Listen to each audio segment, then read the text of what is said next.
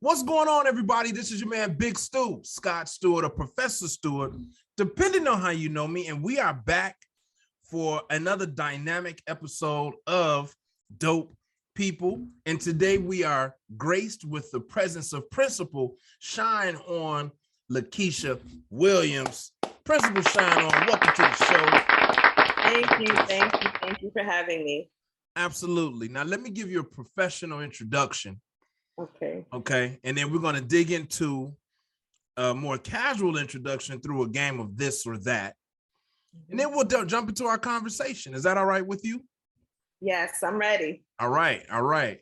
So Lakeasha Williams, Principal Shine On Lakeasha Williams, is a Brooklyn native.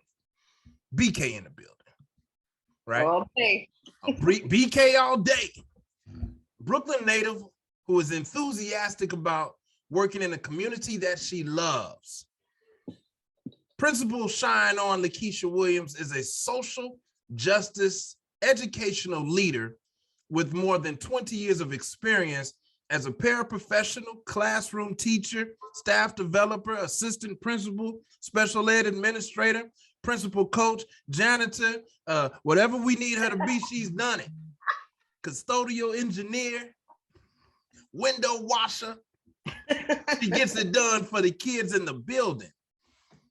But listen, her greatest strengths include school turnaround, instructional leadership, school improvement, action plans, data-driven culture, differentiated professional development, community engagement, and family empowerment initiatives. She's not playing any games.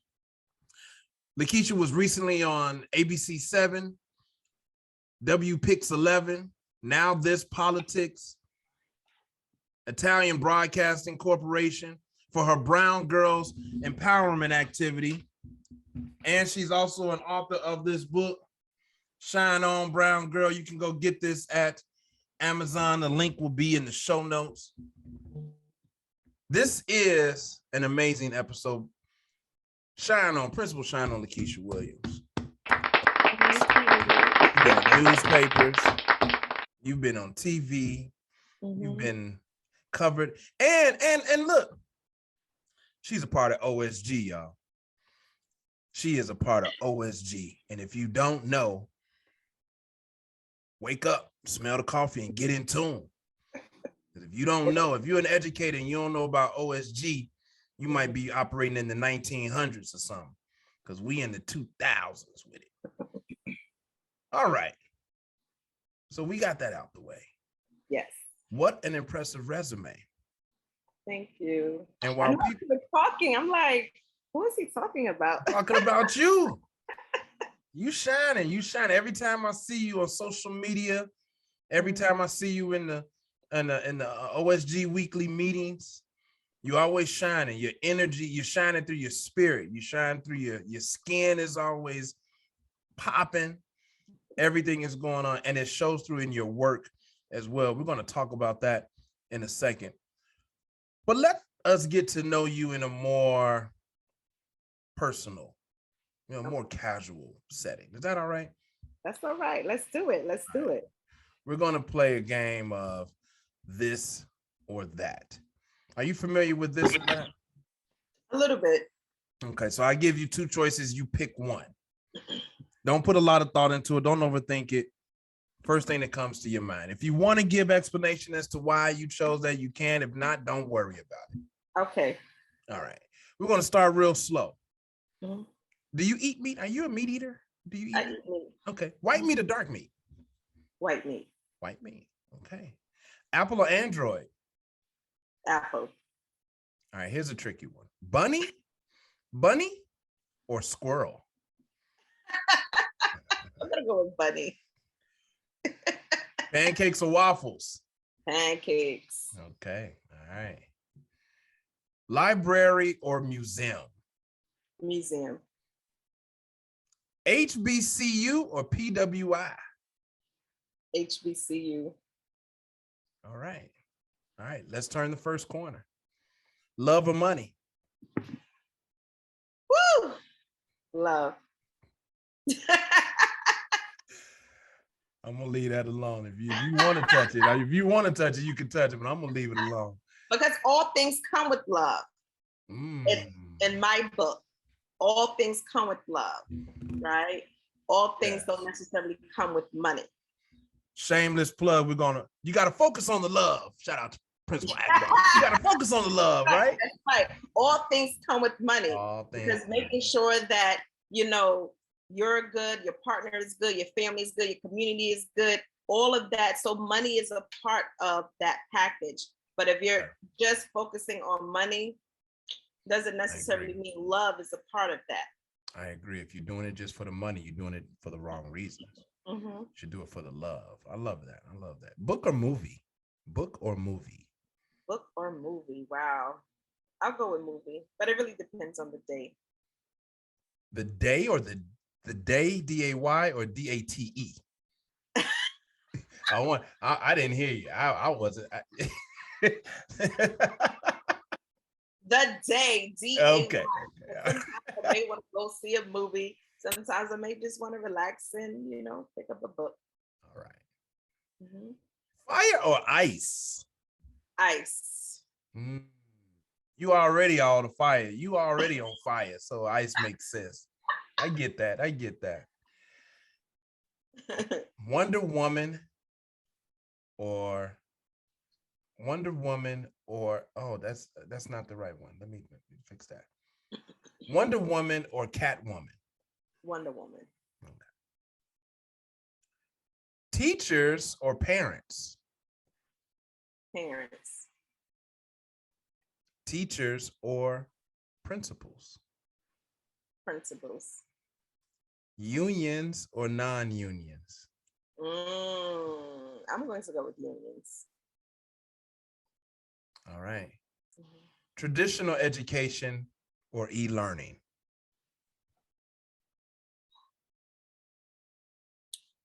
If I had to choose between the two, I have to say traditional. Okay, let's pick up there. Why traditional? Why traditional? And when you pick, why did you go with that? I went with that because when I think of, you know, traditional learning, I'm thinking about the reality of where our children and families are. And so to go with e-learning over that, I know that for especially the marginalized communities, that's not where they are, right? So there's definitely a space for us to improve upon traditional learning, but I don't think it should be eradicated. Society is not ready for that yet. Totally get it. Thank you for playing. Thank you for playing this or that. That really gives us some insight into who you are behind the resume. Yes. So tell us a little bit. We know you're from Brooklyn, but I really want to know, what kind of student were you, particularly from like 6th grade through high school? Who were you as a student? Middle and high school? Okay, so I grew up in Brooklyn, right? And I am from Brooklyn, but I hail from Allendale, South Carolina, small town. And I mentioned that because my, you know, educational experience was impacted by what my family experienced in the South. So we're talking about the 50s and the 60s where, you know, Black folks in the deep South were still sharecroppers, which is still a form of slavery, right? And so when my older relatives, my parents' generation and before them, when they got up in the morning, it was a choice. Do we go to work, or do we go to work on the farm, or do we go to school, right? And so again, based on their experiences, school was not a priority for them. However, you know, when my grandmother came to the city in the 60s because she wanted a different life, like by that time, they knew that they needed to participate in education. So for my parents, they definitely drilled that in our heads from day one. So by the time I got to middle school, I was already, you know, an honor student in an advanced advanced classes in middle school, and I went to one of the specialized high schools in Brooklyn. But going to that school, you know, I was one of many children who were like me and coming from the marginalized communities of Eastern York, Brownsville, and Bedford-Stuyvesant. even though I was able to pass the test, it was still a culture shock for me. And so the teaching staff and the admin staff, because the principal is the leader of the school, right? Which is why when you said teachers a principal, because the principal needs to make sure that the teachers are taken care of. And teachers are parents, same thinking. We need to make sure that we're taking care of the parents, right? So in my high school, it wasn't set up to help children like myself thrive, in a school environment like that. It's interesting. And there's so many like lanes that we could walk down in order to explore that deeper. There's so much depth in you explaining that your upbringing. There's a lot of depth in that, because a lot of times we think that, sharecropping, slavery, that mentality is 400 years ago, so we should be over it. No. That's today. That's happening right now. That's in our DNA. Listen, history for me is all about stories, which is why I write, right? It's all about stories and which perspective is being told. And I'm very particular about what I share, because what we don't oftentimes speak about in our society is the reasons why, or that there's a relationship of cause and effect, right? And so when we look at unfortunately in our society, we're always looking at the effects of something, but we're not brave enough, courageous enough, strong enough, to let's examine the causes. And that's what we need to address if we want to have a different effect. I was just talking about that today. Like, at my humanness, I desire as much comfort in my life as I can possibly handle, right? Right. But there's no growth in comfort. Right. And I aspire to grow, but growing is uncomfortable, and it does hurt, and it does require us to dig up and get dirty and pull up things from, that we don't want to deal with. But that's the only way you're going to get past and grow, is by digging in there and going to the roots of the issues that we're dealing with. Specifically, we're talking today about education and educating our Black and brown young people, right? I mean, we could have this conversation about all kids, but we really got to talk about the kids in my house, right, the kids in my community, and they tend to look a little bit more like me than not. Absolutely. And I'm glad you made that point, because I found myself like being very focused lately, because again, like you said, it is for all children. However, when I look at the effects of what has happened, in our marginalized communities, that is where my energy is going to go, because it is that population that I want to empower, that I want to support, that I want to make sure they have the access that's needed, so we can change the narrative and reverse some of these effects that we see taking place in our society. Hey, did you always know that you wanted to be in education, or how did you get here? First of all, where'd you go to college? What happened after high school? Where'd you wind up going to college? And we're not going to dwell on that too much, but where did you go? Right. And then, take us through that question about. I went to, I have a story, and that's, we could be here, all day long with my story. But I went to several colleges, but the main college that I attended was Brooklyn College, which is, known as the Harvard of Brooklyn. That's what's up. It's one of the City University of New York schools. And so I received, multiple degrees from Brooklyn College, as I continued my career path in the Department of Education, because when I did begin my career, my goal was to teach. Again, you going back knew to you the wanted to experiences and the exposures, that our children have. As a young adult, my goal was to teach, and teaching is a noble profession. But again, this speaks to the importance of making sure that our children know that there's so many options available to them. But it was once I began teaching and started doing different things, I had a principal at the time who saw, different leadership qualities in me. And she began to cultivate that because, I'm the eldest of both sides of my family, so You're the matriarch, huh?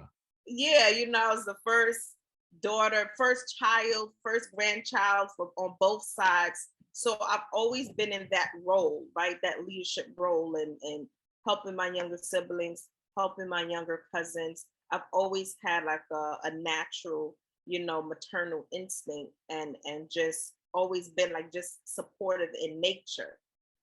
So going back to being an educational leader specifically, it was, my principal, Dr. Janice Jacob at the time, who saw something in me, and she began to cultivate, what she saw. And so then I became a teacher leader, supporting the teachers, you know, as a staff developer, focusing specifically on literacy. And then I fell in love with special education because, again, that I'm just driven to represent the people who need the most support, who I feel need the most support.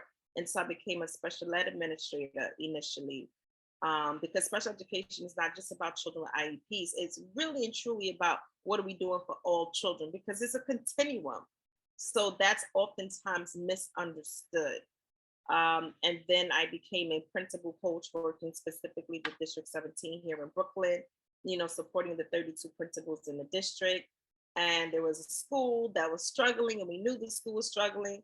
And I remember sitting down having discussions about, what are we going to, who we're going to put in the school, not knowing that it was going to be me.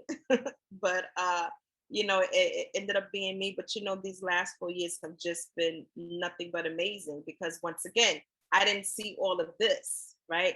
I didn't see me becoming an entrepreneur. I didn't see me becoming, an Amazon bestseller 2 times, not one. Come on, come through. How many times? How many times?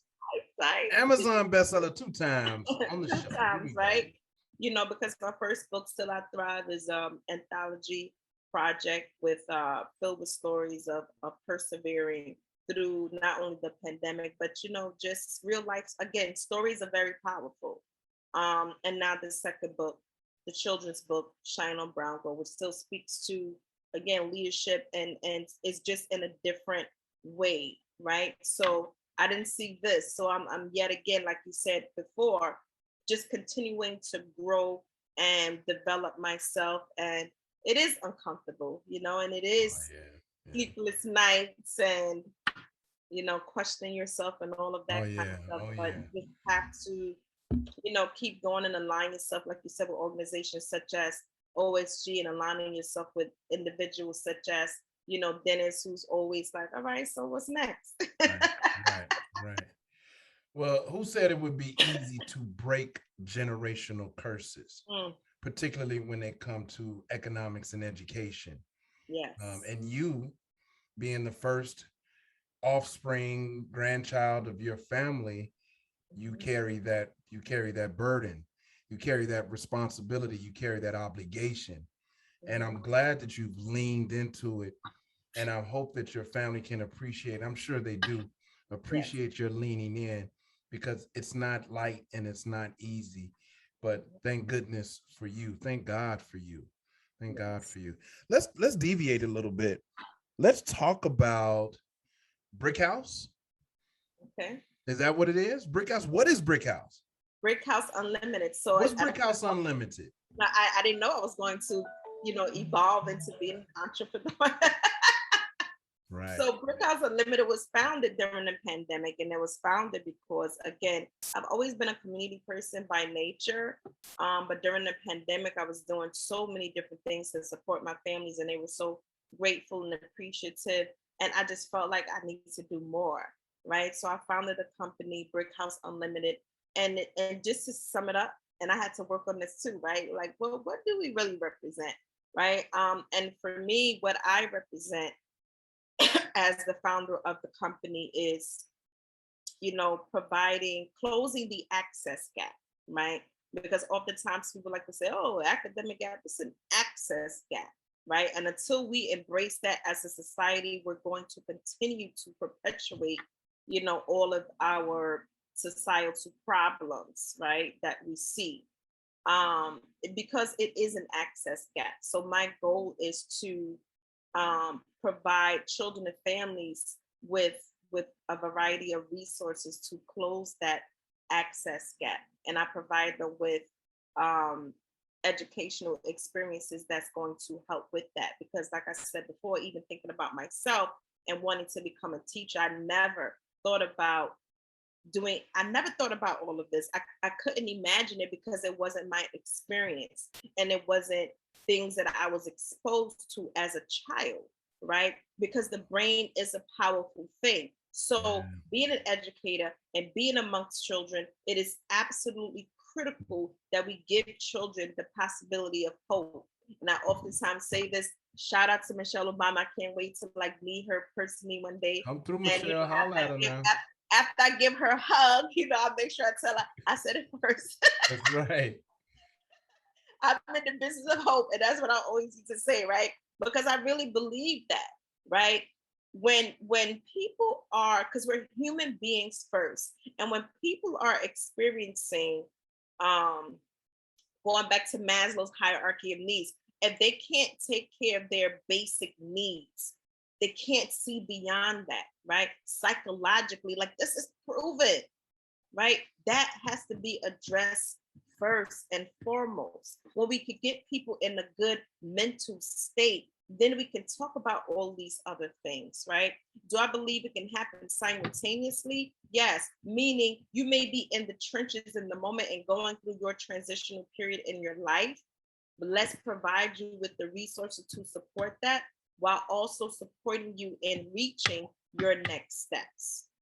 But there has to be people who believe in that. And I'm one of these people who believe in that. And we know OSG believes in that, and I'm part of another organization, Black Influencers United. And we had our Black Commissions study meeting today where we're rolling out the first ever K through 12 Black History Curriculum Program. And we know once we get that right in New York City, we're going to take that around the country. Yeah.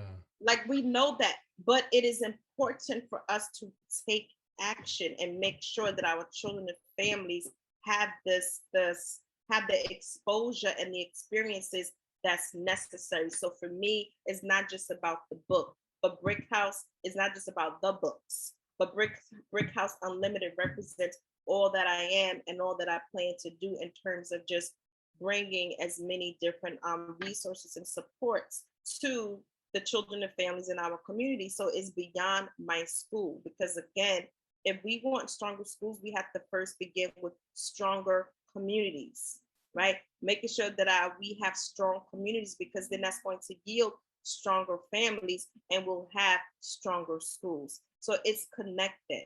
It really and truly is connected. So sometimes educators like to say, oh, keep the main thing, and focus on children passing the test. It's not the main thing. We want children learning how to read, write, and do math. Yeah. Absolutely. Yeah. Right. But if we're talking about changing the narrative, and if we're talking about dismantling status quo, and if we're talking about equity, then we have to think way beyond children passing a test.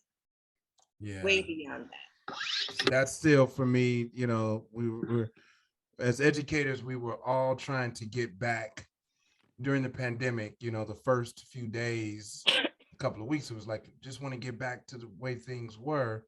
And here we are, many of us, some of us, not as many as before, are still talking about getting back to the way things were when that ship has sailed.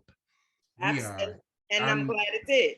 Yeah, we are in the new norm, and we have to be setting up shop for that, which leads, it's a great segue into this next question that I have for you. It's like, the standard question is like, what's keeping you up at night, right? Like, what's challenging you when you think about education? And I know that's a loaded question, particularly when you think about communities. So I kind of want to bridge that question. What's happening? What needs to happen in our communities to better prepare and better educate our school-age children? We need courageous leadership, and we need courageous leadership in all levels. So I'm not just talking about principals, the way most school systems are set up, right? Everything does derive from the principal, but the principal is not the only leader in the community, right? So I'm calling on all community leaders to be courageous leaders, to be courageous enough to, if we want our children to have, healthy meals, then let's make it happen, right? Yeah. Because there are things that we talk about within our society, but that's it. It's just talk. Like, when do we make it happen? Like, we're talking about the 65%, right, of children in New York City who are not reading on grade level. So what are we going to do about it? And Like, what that's do we my thing. what do we because that's a very similar stat here in Chicago, right? Mhm. In the Chicago public school system and statewide. And I'm sure that's going to mirror in Detroit and Atlanta and Houston and Urban areas, right? Mobile, Alabama, and all of those places as well. So Jeffrey Canada is one of my idols. I love Jeffrey Canada because it seemed like he's, you know, Harlem is where he got his start in his work. But he was trying to address the family. As soon as he knew that a woman was expecting, he was attempting to get in there to work with the parents to be Mhm. better equipped to raise the child. What's your perspective on that approach, like attempting to bring the parents in and helping our kids? What's the answer? What is the E- answer to the Everything, literacy issue? everything that I've shared with you today, and things that you may have heard, community is everything, right? Schools are not a Okay. separate Okay. entity from society. Schools are a reflection of. We cannot get to greater schools if we are not involving the families and the community. Because again, the way the schools are set up, the funding, again, courageous leadership, the funding is what needs to change. We have the money, so it's not a matter of we don't have the money. When I say we, I'm talking about is in the system, right? And all systems across the country and some of the places that you just mentioned, right? The money is there, but it is the allocation of the funds that's the problem. Because if we look at things such as the literacy rates, right? And it behooves us, the leaders, right? The people who are educated, the people who are the professionals, the people who are in these positions to make equity happen. It behooves us to be courageous enough to say, you know what? Let's make sure we have a viable program for all of the families within the community from birth to preschool, right? And when I say pre, I mean before children come to school. Like, let's make sure we have those resources within the community, right? So that children have access to books at home. One of the things I'm doing in my school now is every grade we're doing the Build Your Library program, where we're getting donations from, community organizations. So every child in my school, and we're making it a big to-do thing, because reading has to be seen as cool. It's a cool thing Yeah. to be, right? Readers are leaders, but we have to send those messages in multiple ways, right? But I'm doing that. I choose to do that. Nothing is, in my contract that says I must do that. But imagine if there's a program within our communities to make sure that children have access to books at home, and not only access to books at home, but parents are able to tap into different community-based organizations so that they can learn how to, develop their children reading skills at home, but also supporting families who may be illiterate themselves. So we Absolutely. can't There you say go. that we want to address the problem if we're not, like you said earlier, getting to the root of the problem. And that's just birth to five. I haven't even talked about by the time children get to school, and we need to revise the teacher certification courses to make sure every educator is a reading teacher. Yeah. Yeah. I don't care what subject you Yeah. decide to specialize in middle and high school, because in elementary school, we have to teach it all. But no one should graduate from teaching from teacher training programs without being trained to be a reading teacher. Because things happen. Children come in from different countries, things happen to families along the way. You may get middle school children and high school children who are still struggling with the foundational reading skills. So therefore, every teacher should be a trained reading teacher, right? And it's 5 pillars of reading that needs to be addressed. So every school should have the necessary curriculums in place to support the teaching of reading and the remediation of reading. And that costs money, which society has. But the leaders in our society are not courageous enough to say, let's address this issue, right? And the same way we give credit to, people who, I don't know, we reward people for many different reasons within our society, not knocking at or taking anything away from anyone, but where do we make literacy a big thing? Where do we celebrate that? So at our local board meetings, at different political meetings or whatever the case may be, like literacy needs to be attached to everything. And then when we look at the different entities within our society, foster care facilities, transitional housing, the prison system. Hello, statistically, don't we know what is the common factor for the people that's in prison? Illiteracy. So while we're not in the prison system trying to, if that is a correlation, then there should be CBOs. I'm working on that, to be honest with you. I'm working on trying to get contracts to go into the prison systems to provide reading workshops to help the inmates with their children, again, because it has to be seen as this is the way out, right? But we don't have that taking place within our society. And that's just one example of whatever we feel is a problem. Let's sit down and be brave enough, right? To be brave enough to say, okay, what are some things that can be done, right? Let's list them and let's make sure it happens. But unfortunately, those things don't happen. We like to talk about, oh my God, the amount of people that go into prisons. Let's give them more time, or let's arrest more people, as opposed to say, what is the cause of this? Let's get to the root of the problem.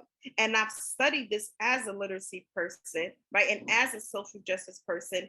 And that is the root cause of a lot of juvenile delinquency, a lot of, when you study a lot of the prison, the population, the inmates there, that is the crux of the problem. So imagine what we could reverse if we focus on literacy, not only our children learning how to read before they come to school, while they're in school, but things happen in society. So let's make sure that in these different places, right, that we're still, providing additional resources, so that when you become an adult and you leave foster care system, you're good because you're a reader, right? When you leave the prison because whatever situation happened, you're good because now you're a reader. Like, come on. And we're not talking about bringing viable solutions. Then what are we talking about? Crazy. What are we talking about? That's crazy. Because they're, as adults, one of the benchmarks for success is your ability to take care of yourself and be independent. And when you start asking folks to, and I heard Principal Power. I heard Power talking about this in the OSG call today. Are you a disruptor or a disruption? If you're not willing to go to the table and voice your observations of educational injustice, then you are a disruption. Hear what I said. If you are unwilling to voice the injustices in education, then you're a disruption to the solution.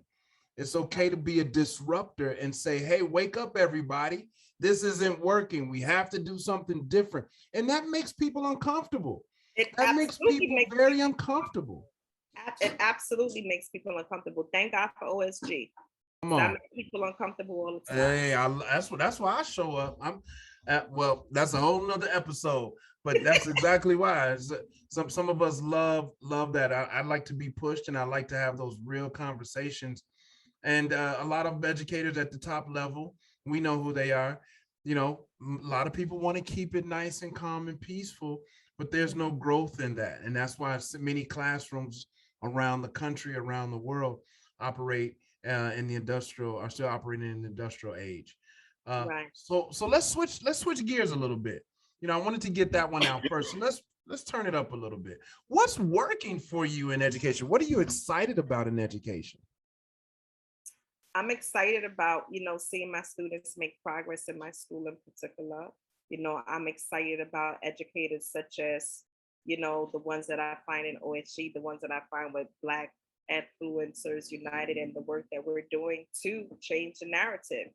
So those are the things that I feel are going well. I'm excited about when I see different programs in place to support the families, and when I see different entities coming together. Like Saturday, I'm doing Family Community Day, and I have 100 suits. The guy Kevin Livingston, he's there supporting. I have Yeah, another guys. studio that's coming doing, Sassy Sound Entertainment with Super Soul. I have, Elite Learners, which is another, dynamic organization in Brownsville, Brooklyn. That's, definitely disrupting a whole lot of stuff over there. So the power and and vivid imagination. So Brandon is also coming out on Saturday. So we're providing not only support for our children, but also for our families. And Kaleidoscope, that's another partnership that I have that's also coming out, because I believe in providing wraparound services for the entire family, for the children, as well as our families. So I do get excited about that. When I'm able to see things happen, I'm excited about student government and the things that my children want to embark on. And again, the different partnerships that we've made, because I tell people in a minute, come talk to my children, Mm-hmm. because they need to know from a very early age that their voices matter. I don't want my children to feel like they're victims. Now we are aware of the systemic injustices that take place, right? However, you see something that you don't particularly like, let's do something about it. I'm going to teach you from now. So like right now, they're not happy with the food that's being served in the school, which has nothing to do with me as a principal. But I had a meeting with whoever I need to meet with, and the next meeting is he's bringing his team. They're going to sit down and devise a plan with my children, because they don't Yeah, like it, good. Give them a right? voice. But Yeah. so when I see examples of that, and even like today in OSG, what Allison is doing in her school, so those are the things that do make me excited, right? Because I feel like there are people like Dr. Bias with the partnership with the mayor, like there are people who get it, and there are people who care, and so those are the things that I definitely get excited about. That's super dope. And Super, super dope. today, I'll give you something from today. I'm getting some So, tea. Come on. Come on. Spill it. no, today, like my children are so cute. So I was in the classroom doing some observations, and I always try to make things fun and learning or whatever. So I was modeling something for the teachers of like citing evidence, right, and relevant details. So I said to my children, okay, so my claim is Ms. Williams is a great principal. So that's my claim. Then let's differentiate between relevant and irrelevant details. So I said, okay, Ms. Williams has on black boots. Is that a relevant detail or irrelevant detail? Right. And so they knew that it was an irrelevant detail. So I'm like, okay, do I have on black boots? Yes. But that doesn't speak to my claim of Ms. Williams as a great principal. So give me some evidence. Like, what makes Ms. Williams a great principal? So then, so then they were like, oh, Ms. Williams bring fun and exciting things to the school. Like, we have fun here. Someone else said, oh, Ms. Williams, she makes sure that we have practice, we have practice tests so we can do well on state tests. Oh. They were like, Ms. Williams doesn't yell at us, like she talks to us. So they were just like citing all these different examples. Yeah. I'm like, oh, you guys, I was Right, right, right. this morning. But that's my evaluation. We call that at Genius Lab, we call that those aha moments. We melt when we get aha moments when we hear the kids say, "Oh, I got it," or "Oh, I feel, it makes sense." Or anytime we can have a young person explain what they've learned, those are our aha moments, and we love them. That means we know we've done the job. So, as a teacher, I know that feeling. That obviously feels good. Yes, yes. So, final question: what are we preparing young people for today? And the preface is the backstory behind that question. When I was in school, middle school, high school, it was all about go to college, get a job, get married, take care of your family. Get a job, get a job, get a job, get a job. What are we preparing young people for in graduating class 2022 and beyond? Well, I can speak to what I'm preparing my children for, and I can speak to what I know, I feel are my next steps in terms of supporting principals so that we see more of this. But I don't even like the question of what do you want to be when you grow up? I don't like that question. My question to my children is, what do you see in society that you want to change? Because you are a change agent. What's happening in your society right now that you don't like? We have to talk to our children. We have to prepare them. They're ready because they're living this, right? So my children have issues with homelessness. They have issues with the crime in their neighborhoods. They have issues with um, food insecurity. They have issues with like they know these are real issues, right? But how do we empower our children to know that they can address these issues and do something about it? So I'm preparing the next wave of change agents and being powerful beyond measure. Because to me, that's what it's really about. And my children, as young as kindergarten, I partner with another organization, Smell, and he comes in, and my children, as young as kindergarten, participate in the financial literacy and entrepreneurship program. So my children are writing business plans and seeing how they can, have their own companies because we have them develop something, at this level. But again, planting those seeds. And those are the types of things Foundation. that we want to see replicated throughout because the factories are gone and they're never coming back. Right. So you said something earlier about the Industrial Revolution. I mean, that whole period is gone. We're not preparing children to work in factories. Well, we shouldn't be preparing children to work in factories. We need to prepare children to be critical thinkers, right? We need to prepare children to, like I said, be the next wave of equity warriors and change agents. And my thing with children is always go with your passions. So I never try to steer children into any which way, go with your passion. Whatever it is that you're passionate about, the money is going to come. I'm glad to hear that. I'm glad to hear that. That warms my heart that there are principals and educational leaders out there who are giving students advocacy and voice and exposure. That's exactly what we need, which is why it was super important to make sure that you were on this episode of Dope People. But before we go, is there anything that, because we are wrapping up, is there anything that we didn't talk about that maybe you want to make sure you get out the message? Um, Yeah. I'll just add, make sure you purchase this book, Shine on Brown Girl. It's on Amazon right now, bestseller. And know that I am available. Again, it's more than just the books for me. So I'm available to partner and do work in Chicago or wherever, so that we can bring about these changes throughout our country so that we can take care of our children. I'm also featured on a television show tonight. So it's a local television show here in New York City. I emailed it to you, so I don't. Well, Okay, we'll put it in the show notes, so hopefully they can even go see the yeah, replay of it. right. Absolutely. So, Absolutely. Well, tell us a little bit about the television show. Beyond Focus, it's Beyond Focus TV, and they highlight, local people who are, Okay. just doing some great and amazing things. So I'm Yeah. excited about that. I saw pictures of you online with Principal Akbar. Was that at the OSG brunch where I guess they had Yes, cakes of your books? yes, yes. So that was Wished at I the was, brunch. you Yeah, know, that was at the brunch where we celebrated OSG also is publications company as well.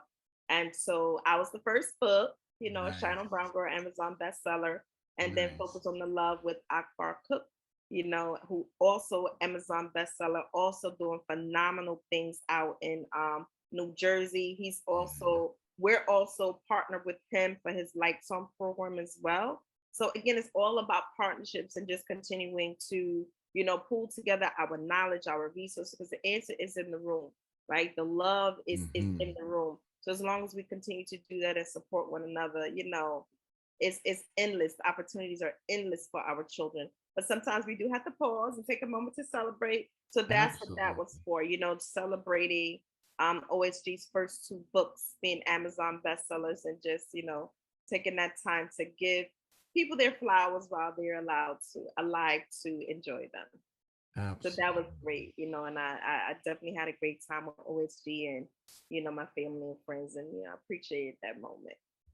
Yeah. Well, listen, we haven't, I know for a fact, Mhm. and to everybody listening, we haven't even begun to scratch the surface with you.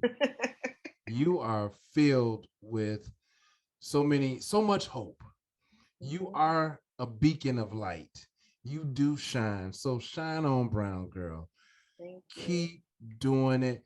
Your best work is yet to come. Mm, This ain't even your best yet. It's still coming. mm, So I'm excited to have you on here. I thank you for everything that you've done to make your calendar available to be mhm. here. This you ain't no punk. I know it. I'm glad to have you here. BK in Chicago is always doing great things. Yes. And I'm just super excited to have you here. So Mm, everybody listening, tell them where they can find you. I know you're on Instagram. Where else can yes. they find So you? I'm on Instagram, principal underscore shine on Lakeisha for all things related to, Yeah, because I am the brand, right? that's So right. all things related to everything that I'm doing, brickhouseunlimited.com. I do have that website up and available again. I'm branching out and doing the workshops. Like tomorrow, I have my writings master's class. Um, I'll share that with you because you can share it because people could. I'm Yeah, doing an informational session in person here in New York, but the classes themselves will be virtual. we want to share it. So It'll be in the yeah, show notes. Again, hey y'all listening. She just getting started. I'm She just did, getting started. there was 20 years of just getting in, just making the foundation good. But she Yes, just getting started, yo. The foundation is solid, just and we getting are started. here. Mhm. Principal Shine On, Lakeisha. Thank you for being here on Dope People. You already know what it is. Until next time, peace.